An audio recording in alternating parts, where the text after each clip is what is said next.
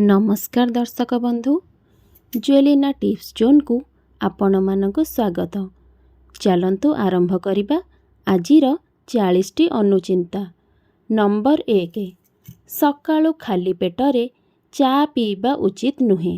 यह स्वास्थ्य प्रति हानिकारक एवं खाली पेटरे चा पीले भोक कमी जाए आउ गैस समस्या मध्य आरंभ होई जाए।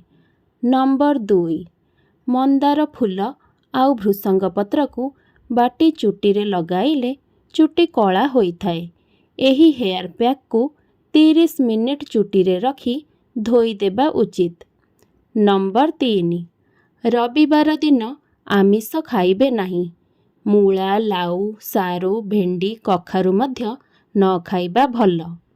नंबर 4, सकाळु सूर्य किरण रे बसिबा एवं काम करिबा उचित। सूर्यंक किरणरु विटामिन डी र आवश्यकता पूरण होई थाए। हाड़ जनित समस्यारु मध्य मुक्ति मिली थाए। नंबर 5, निजर इष्ट देवतांक नाम 10 रु 30 मिनिट जाए गोटे खातारे लिखिले मनोस्कामना पूर्ण होई थाए एवं जीवनर सबु असुविधा मध्य दूर होई थाए। नंबर 6, घरे जदि भंगा टेबुल किंबा चेयर थाए तेबे तुरंत फोपाड़ी दियंतु। एहा घरर उन्नति रे बाधा सृष्टि करि थाए। नंबर 7, सकाळु प्रथमे गाधोई सारिबा परे जदि घरर समस्त सदस्य एकाठी बसी ईश्वरंकु प्रार्थना करंती तेबे समस्तंक मध्यरे एकता रहिबा सहित घरे सुख शांति बजाय रही थाए। नंबर 8, राति रे स्वामी स्त्री मिसिकी कौनसी पशुपक्षी कथा शुणंतु नहीं। एहा बहुत अशुभ होई थाए। नंबर 9, पितृ मातृ श्राद्ध दिन रे पान खाआंतु नहीं। एही दिन अन्य घरे मध्य भोजन निषेध होई थाए। एही दिन रे आमिष, पिता, कषा मध्य खाइबा अनुचित। नंबर 10, स्त्री लोक माने सिंदूर लगाइबा समय रे लक्ष्मी नारायण, शिव पार्वती एवं सावित्री और सरस्वती को मनरे सुमरणा करिबा उचित। एही नारी माने अह्य सुलक्षणी होई स्वर्ग को जाई थांती। नंबर 11, सकाळु उठिबा परे स्नान शौच सरिबा परे गायत्री मंत्र जप करिबा उचित। एहा शुभप्रद और मंगलकारी होई थाए। गायत्री मंत्र सबुठारु श्रेष्ठ मंत्र अटे एवं एहा सूर्य देवतांकु समर्पित अटे। नंबर 12, सकाळु उठिबा परे बंद पड़िथिबा घंटा किंबा पुराणा कैलेंडर देखंतु नहीं। एहा अशुभ होई थाए। नंबर 13, सकाळु सोईकी उठिबा मात्रे टीवी, मोबाइल किंबा खबर कागज देखिबा उचित नुहे। एहा मस्तिष्क उपरे खराब प्रभाव पकाई थाए। नंबर 14, सकाळु मुह न धोई चा किंबा पानी पीबा उचित नुहे एवं अधुआ मुहरे अग्नि को स्पर्श करिबा मध्य अमंगलकारी होई थाए। नंबर 15, खाद्य खाइबा समय रे थाली को गोटिए हातरे धरंतु नहीं। एपरि कले खाइबा प्रेत मानंकु प्राप्ति होई थाए एवं प्रेत मानंक प्रभाव रे घरे सबुबेले कली झगड़ा लागी रहे। नंबर 16, बाहाघरर चतुर्थी परे देढ़सुर भाई बोहू को छुईबा उचित नुहे। नंबर 17, गोरा हेबाकु चाहूथिले मुहरे कौनसी केमिकल क्रीम लगांतु नहीं। प्रत्येक दिन बेसन आउ हलदीर मिश्रण मुहरे लगांतु। एहा द्वारा त्वचा गोरा हेबा सहित मुह चिक्कण होई थाए। नंबर 18, जेउ नारी मानकर पादर आंगुठी गुड़िक लागी लागी सुंदर होई थाए सेमाने लक्ष्मीमंत एवं बहुत भाग्यशाली होई थांती। नंबर 19, खाद्य खाइबा समय रे थाली एवं हाथ को चाटिकी खाआंतु नहीं। एहा उत्तम व्यवहार होई न थाए। नंबर 20, विवाह पाई जदि कन्या देखा जाउ थाए ତେବେ କନ୍ୟାର ପାଦ ଦେଖିଲେ ତାର ବ୍ୟବହାର ସମ୍ପର୍କରେ ଜାଣିହେବ। ନମ୍ବର 21। ମାସରେ 2ଟି ଏକାଦଶୀ ପଡ଼ିଥାଏ। ଗୋଟିଏ କୃଷ୍ଣପକ୍ଷ ଏକାଦଶୀ, ଅନ୍ୟଟି ଶୁକ୍ଳପକ୍ଷ ଏକାଦଶୀ। ଏହି ଦିନରେ ଯେଉଁ ବ୍ୟକ୍ତି ବିଷ୍ଣୁଙ୍କୁ କର୍ପୂର ଆଳତି କରିଥାନ୍ତି ତାଙ୍କର ଅକାଳ ମୃତ୍ୟୁ ହୋଇନଥାଏ। ନମ୍ବର 22। ନାରୀମାନଙ୍କର ମାସିକ ଧର୍ମ ସମୟରେ ଭୁଲରେ ବି ଶିବ, ଶନିଦେବ ଏବଂ ହନୁମାନଙ୍କ ମନ୍ଦିରର ପାଖ ମାଡ଼ିବା ଉଚିତ ନୁହେଁ। ଏହା ମାନିଲେ ଘରର ମଙ୍ଗଳ ହୋଇଥାଏ। ନମ୍ବର 23। ମାଆମାନେ ମନେ ରଖନ୍ତୁ, ଯେଉଁମାନେ ପ୍ରଥମେ ଛୁଆ ଜନ୍ମ ଦେଇଥାନ୍ତି ସର୍ବଦା ପୂର୍ବ ଦିଗକୁ ମୁହଁ କରି ଶିଶୁକୁ ସ୍ତନପାନ କରାଇବା ଉଚିତ ଏବଂ ଦକ୍ଷିଣ ସ୍ତନରୁ ପ୍ରଥମେ କ୍ଷୀର ଦେବା ଉଚିତ।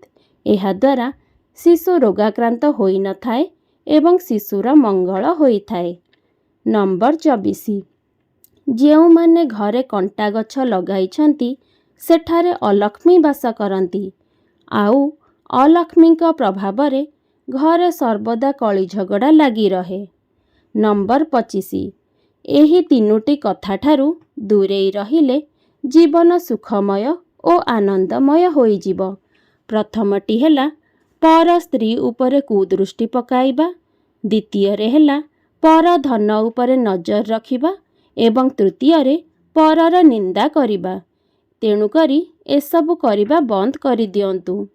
ନମ୍ବର 26। କୌଣସି କାମରେ ବାରମ୍ବାର ବିଫଳ ହେଉଥିଲେ ଭଗବତ୍ ଗୀତାର ଶେଷ ଶ୍ଲୋକଟିକୁ 21 ଥର ପାଠ କରନ୍ତୁ। ଦେଖିବେ କାର୍ଯ୍ୟରେ ସଫଳତା ନିଶ୍ଚୟ ମିଳିବ। ନମ୍ବର 27। ଘରେ ସୁଖ ଶାନ୍ତି ବୃଦ୍ଧି ପାଇଁ ଏବଂ ବାସ୍ତୁଦୋଷ ଦୂର ପାଇଁ ଘରେ ତୁଳସୀ ଗଛ ଲଗାନ୍ତୁ ଏବଂ ପ୍ରତ୍ୟେକ ଦିନ ପାଣି ଦିଅନ୍ତୁ। ନମ୍ବର 28। ଘରର ମୁଖ୍ୟ ଦ୍ୱାର ସାମ୍ନାରେ କିମ୍ବା ବାଥରୁମ୍ ସାମ୍ନାରେ ଡାଇନିଂ ରୁମ୍ ରଖିବା ଉଚିତ ନୁହେଁ। ଏହା ଘର ପାଇଁ ଅଶୁଭ ହୋଇଥାଏ। ନମ୍ବର 29। ଯେଉଁ ଖାଦ୍ୟ ତିଆରି ସମୟରେ ଝଗଡ଼ା ହୋଇଥାଏ କିମ୍ବା ଖାଦ୍ୟକୁ କେହି ଡେଇଁକି ଯାଇଥାନ୍ତି ସେହି ଖାଦ୍ୟ ଖାଇବା ଅନୁଚିତ। ଏହା ରାକ୍ଷସ ଭୋଜନ ହୋଇଥାଏ। ନମ୍ବର 30।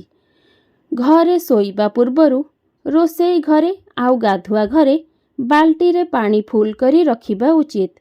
ଖାଲି ବାଲ୍ଟି କେବେ ବି ରଖନ୍ତୁ ନାହିଁ। ଏହା ଅଶୁଭ ହୋଇଥାଏ। ନମ୍ବର 31। ଘରେ ମାସକୁ ଥରୁଟିଏ ମିଶ୍ରିଯୁକ୍ତ କ୍ଷୀରି ପ୍ରସ୍ତୁତ କରି ସମସ୍ତେ ଏକାଠି ଖାଇଲେ ଘରର ମଙ୍ଗଳ ହେବା ସହିତ ମା ଲକ୍ଷ୍ମୀଙ୍କର କୃପା ମିଳିଥାଏ। ନମ୍ବର 32।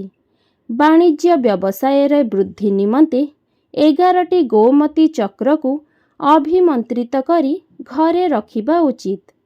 ନମ୍ବର 33।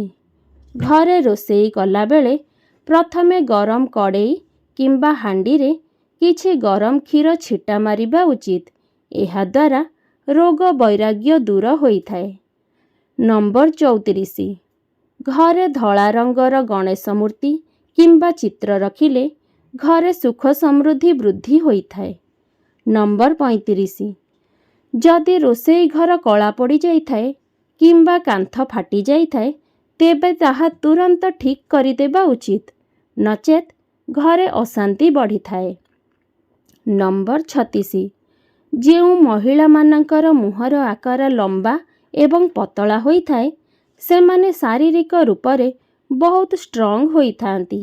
ସେମାନେ ସବୁବେଳେ ବ୍ୟବସ୍ଥିତ ଢଙ୍ଗରେ ରହିବାକୁ ପସନ୍ଦ କରନ୍ତି। ନମ୍ବର 37। ତୁଳସୀ ପତ୍ର ତକିଆ ତଳେ ରଖି ଶୋଇବା ଦ୍ୱାରା ଶୁଭ ଓ ମଙ୍ଗଳ ହୋଇଥାଏ। ନମ୍ବର 38।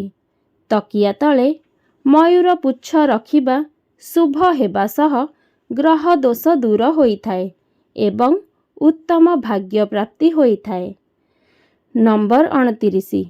ଲୋକମାନଙ୍କ ସଙ୍ଗତରେ ଖାଇବା ସମୟରେ ଅନ୍ୟମାନେ ଖାଇବା ସମୟରେ ଉଠିଯିବା ଅନୁଚିତ। ଏହା ଅଶୁଭ ହୋଇଥାଏ। ନମ୍ବର 40। ଯେଉଁ ପୁରୁଷ ଲୋକଙ୍କ ଦେହରେ ଅଧିକ ବାଳ ରହିଥାଏ ସେମାନଙ୍କୁ ତାଙ୍କ ଜୀବନରେ ବହୁତ କଠିନ ସମସ୍ୟାର ସାମ୍ନା କରିବାକୁ ପଡ଼ିଥାଏ। दर्शक बंधु आशा करुछि आजिर भिडियोटी आपणमानंक पई निहाती भाबरे हेल्पफुल होई परिबो। भिडियो भल लागिले चैनल टी को लाइक शेयर एंड सब्सक्राइब करने को जमारू भी भूलिबेनी। रहुछि नमस्कार। जय जगन्नाथ।